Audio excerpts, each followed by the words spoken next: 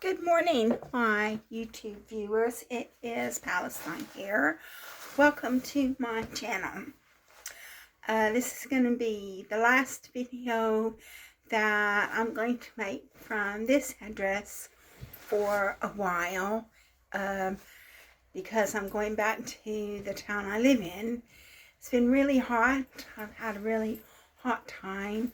I've spent most of my time in this bedroom and while I've been staying here, and the reason why is because it's been really hot outside, and it's at least 5 degrees hotter inside the house than it is outside of the house, and my boyfriend's mother doesn't want to open any windows, so we just sat in the house sweating like pigs. And so I normally, around 7 o'clock, I normally take a shower and put on my nightdress, and then it's still hot, so I end up going back to the bedroom and staying in the bedroom because I can open the windows in the bedroom to stay a little bit cool. So we've been burning up. My boyfriend has a lot more decorum than I do. So he won't tell his mother that he's hot, and he won't tell his mother that she needs to open windows. And I told him to just take a shower and walk around the house in his underwear, and she'll get the message. But he doesn't want to do that. But that's not why I phoned. And also, in addition to that, when I get back to the town I live in, I'm going to make a video, a trip report about what happened while I was here, because I'm not very happy, not at all. Not very happy at all. And there were a lot of reasons for that, but I'm not going to talk about it in this video. I'll wait till I get back to the town I live in, and then I'll make a trip report, let you know how my trip went. But the reason why I'm making this video is I still want to talk about Dr. Jessica Taylor. I haven't been able to read any of her books because I don't have the money to buy them. If they were on PDF, I might read them, but I didn't do any reading while I was here visiting. I just looked on my tablet, and I was just looking at YouTube videos on my tablet. Actually, I was given something to read, and I didn't read it. I really don't have a lot of time to read things because I'm so busy, but I do like to watch YouTube videos, and I know some other people that they like to listen to audiobooks. So I like watching YouTube videos and getting information from YouTube videos a lot more than I like reading a book. And so basically, Dr. Jessica Taylor, she talks about the pathologization of women. And she talks about how she was pathologized. And I've been pathologized as well. And so basically, she said that in these videos that I was watching where she was giving interviews, and she also has her own YouTube channels where she was making videos, but I don't think she's made a video in a long time. And before she was Dr. Jessica Taylor, she was Dr. Jessica Eaton.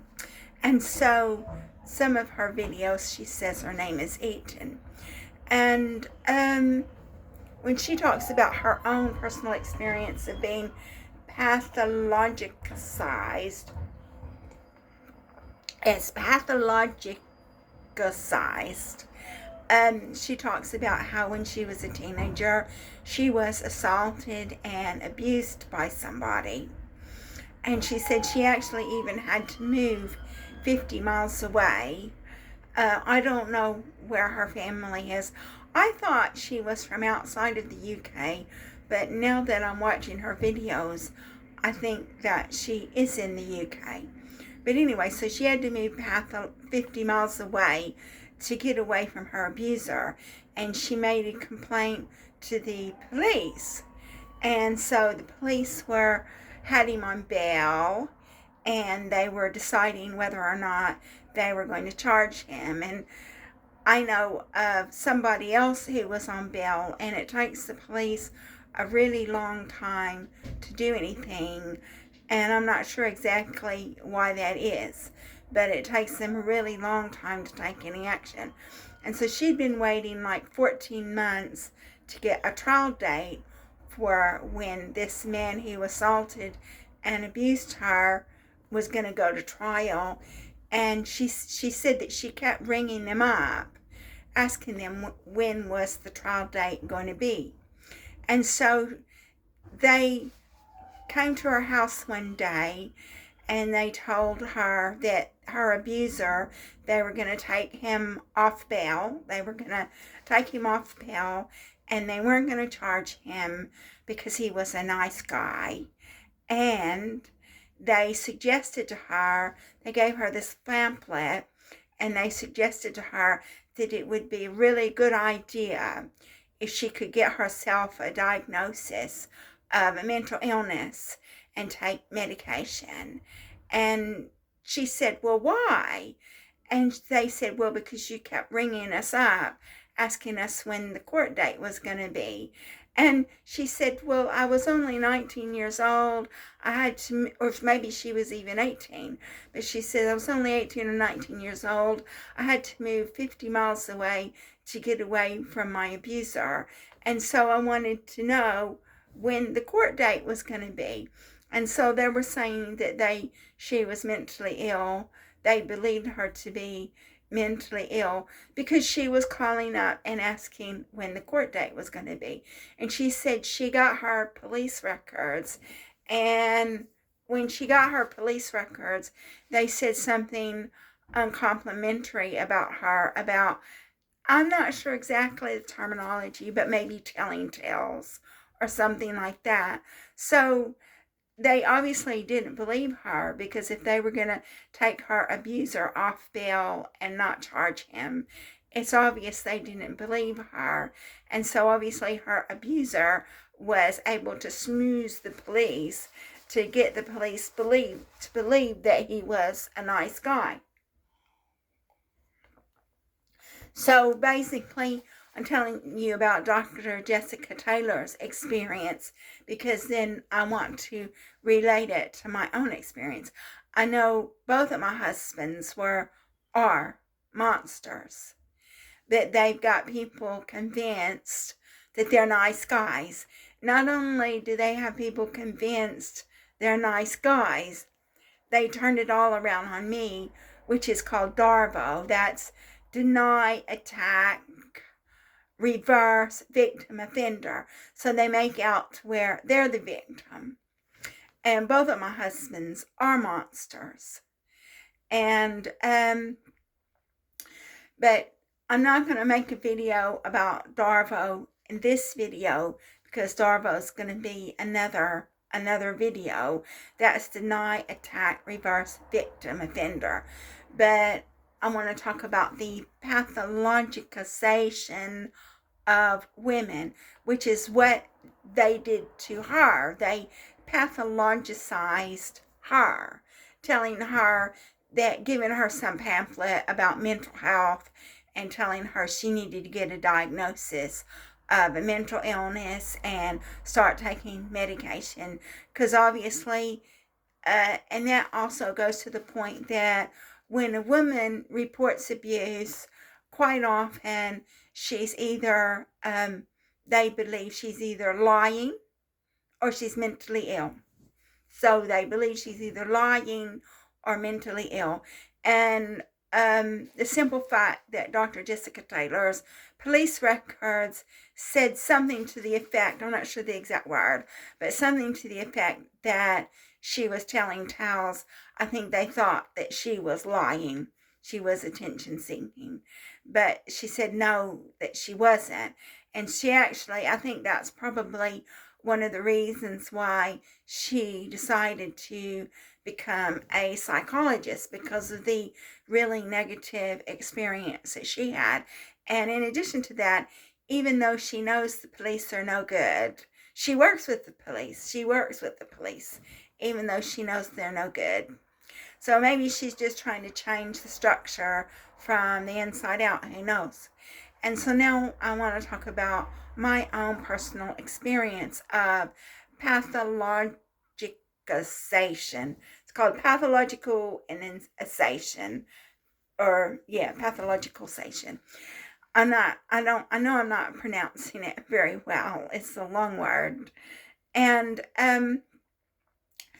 my situation is like when I was a child, both of my parents were not fit to have children. And if I had been born today, probably would have been taken into care. But because I was born in 1961, I was just made to stay in that household with two unfit parents. And as a result of that, because I got no attention, I was neglected. The vast majority of it was neglect, but some of it was abuse, but the vast majority was neglect, but I was abused as well. And so because I got no physical contact, I think my sister and I would rock. And if you go into these orphanages like in Romania and places like that, where the children don't get any contact, that they'll rock. So that's a symptom of neglect, severe neglect. And I remember one time my uncle told my mother that children that rock are very seriously mentally ill. And he said that to her in front of me and my sister. And that was his attitude, because we had unfit parents and we were very severely neglected and we rocked. He was saying we were mentally ill. What about the people that neglected us? What about the people that abused us? And then, so carry on. And then my mother did abuse me, and I had to leave home when I was 16 because of the abuse. And obviously, I could have had a completely different life if I hadn't been neglected and abused by my mother. And obviously, I'm coming to the end of my life. So it's pretty much too late to do anything about it now. Sorry, I'm itching. And it's too late to do anything about it now. But I could have had a completely different life. And then so I met my first husband, who is a monster. And then he was awful to me. And then when that marriage broke up, again, he turned it all around to make it like he was the victim. And then I got no support. I never got any support for the breakup of my marriage and what happened as a result of that. And he basically slandered me to people. And basically I got no support. And people were saying that I was psychotic. And I wasn't psychotic. I was traumatized. And then I married my second ex-husband because basically I felt that I needed to be married because I wanted to have a family. That's just, I'm not going to say too much about it, but that's what I wanted. I wanted a family, and I wanted to put my family back together. So I married my second husband, who is a monster. And again, he was awful. He was very abusive. And I do think that he was very abusive, and I do think that he did actually poison me on one occasion. And he was a very abusive man. And again, I got no support. No support. When I left, I was living in the UK, no friends, no family, on my own, trying to sort out accommodation, and no support. And so again, I had people saying I was mentally ill. And then basically I knew this guy who is mentally ill, and he wanted, because he had broken up with me, and I was upset because he had broken up with me, he wanted me to go to the local mental hospital. So basically, if a woman goes through a hard time, is abused, neglected, assaulted, broken up with, instead of exhibiting normal human emotions, people just say she's mentally ill. That's how they deal with the situation. So I was pathologicalized again. And then, so the most recent instance of me being pathologicalized was when I was working at Foster Wheeler and I was harassed out of my job. I mean, I've been pathologicalized my whole life. I had a Scottish boyfriend that I made a video about that, who him and his family were saying I was mentally ill. But of course, nothing was wrong with them. Nothing was wrong with them. You know, they were just abusive, you know. But then the most recent time that I've been pathologicalized was pathologized was when I was harassed out of my job at Foster Wheeler, and I've made videos about that. But because I was having panic attacks, worried I was going to be kicked out of my flat, I wound up at the crisis team because nobody would help me. So they just, if you're traumatized, if you're in trouble, they just automatically assume that you're mentally ill. So I wound up at the crisis team. So I tried to tell the crisis team what had happened, and they just said I was paranoid. They just said I was paranoid. You know, they didn't take any notice at all of what I said. They already had this mindset that I was mentally ill. After everything Foster Wheeler had done to me, they were just saying I was mentally ill. And that's what Foster Wheeler was saying. Foster Wheeler was saying I was mentally ill because they were trying to cover up what they were doing. And I do believe that they harmed me for financial reasons. I think that when they didn't want to pay a pension, they didn't want to pay death and service benefit, they took an insurance policy out on me, and they probably were trying to get millions, probably planning to get millions out of me if I had died. And maybe they did. Maybe the insurance policy said I had to have a mental illness, you know, because that's what they were saying. Maybe they did cash in on that insurance policy. Maybe I didn't have to die. Maybe I just had to be mentally ill because I'm the victim. I don't know exactly what they did, but I'm pretty sure it was financially motivated, because I can't believe that they would go to the trouble to do all the things that they did if there was no money in it for them.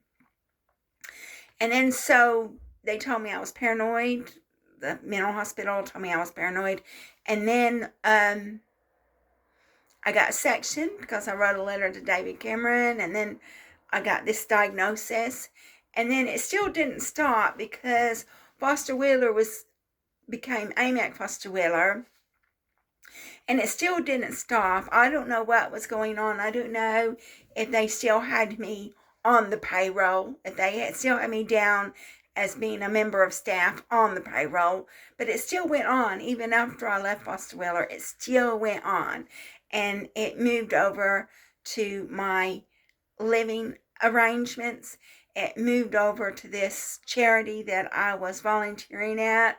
It moved over to this church that I was going to, and I don't know, I mean, because I'm the victim, I don't know exactly what was done.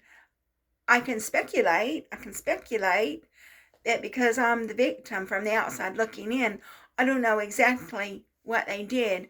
And I do want to make videos about this church, and I do want to make videos about this charity that I was volunteering at, and I'll do that another time. And then so I got sectioned a second time. And again, I was told I was mentally ill, even though I was the victim. My flat had been vandalized. I was being followed. These people that I lived with were ringing CMHT, that's Community Mental Health Team, and saying things about me.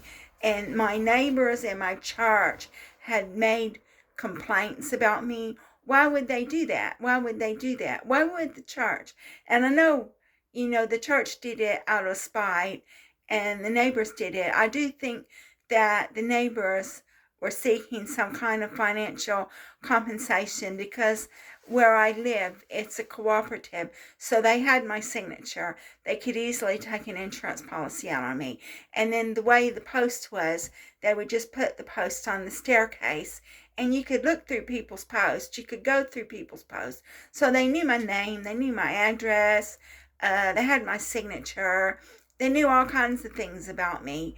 And so they easily could have taken an insurance policy out on me, which is probably what they did, but I'm never going to know because I'm the victim. And then, so I got sectioned a second time, and I got another diagnosis of another mental illness. And then basically, when I went in to see the psychiatrist, I said to them, I said, do you think I could have PTSD? Oh no, they wouldn't entertain that. They wouldn't entertain that. This awful crap life I've lived, being neglected and abused and mistreated and assaulted. Oh no, it wasn't PTSD. It was something else. It was a serious mental illness.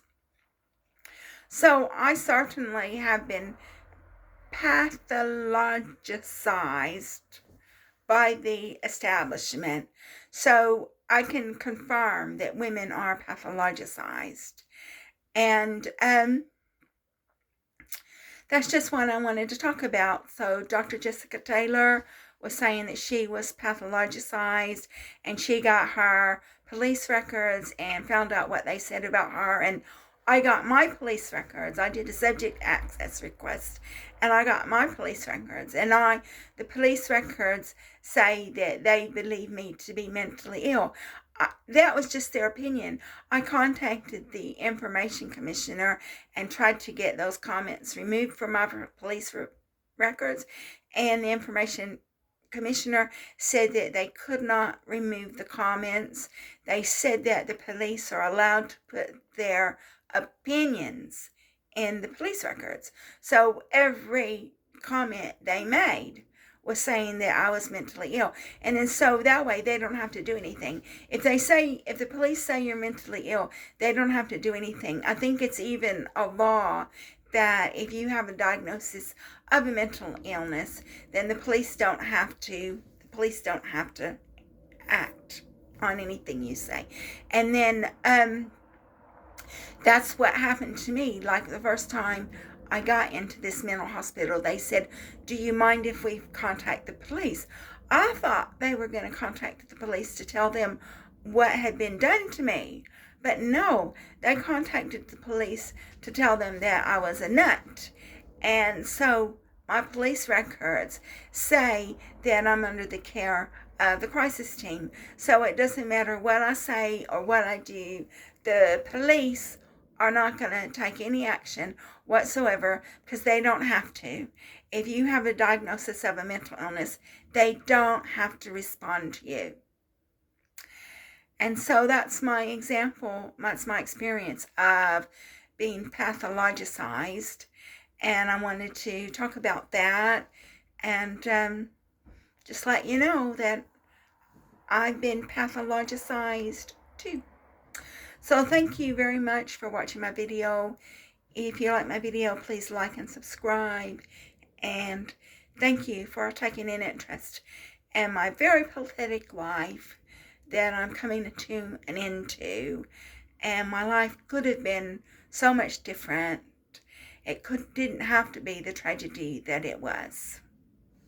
Thank you.